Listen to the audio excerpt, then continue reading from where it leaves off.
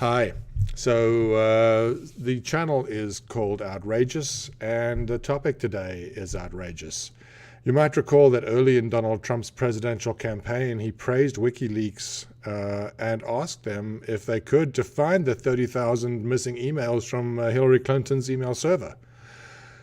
Today we find out that there is an indictment pending against Julian Assange, the editor of WikiLeaks, who has been holed up, prisoner in a sense, fugitive in a sense, refugee in a sense, in the Ecuadorian embassy in the UK. He was originally accused of having refused to submit to an HIV test, which was demanded by a woman that claimed she'd had sex with him while he was visiting Sweden, which does seem like a likely scenario for Mr. Assange. I would imagine he was popular wherever he went at that time.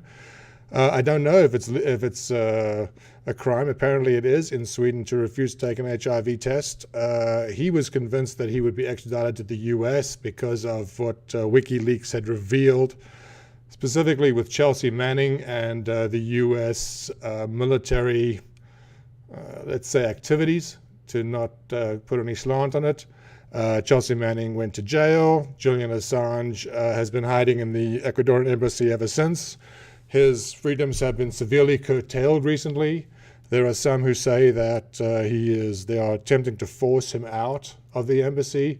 Certainly the incoming Ecuadorian administration has referred to him as the pebble in their shoe, which you can imagine is a way of describing a problem that gets increasingly worse with time.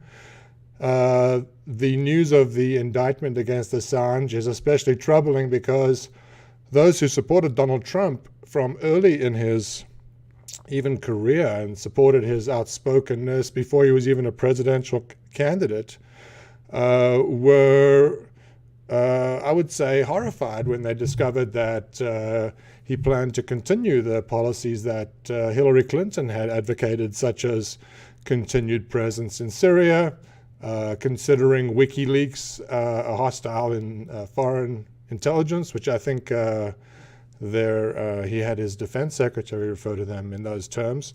And now we found out that Julian Assange they're attempting to force him from the UK embassy, and the US intends to extradite him to face charges here for publishing information, the veracity of which has never been questioned. So I ask you, what is the First Amendment if no one stands up for someone who has so ardently advocated for it? Have a good day.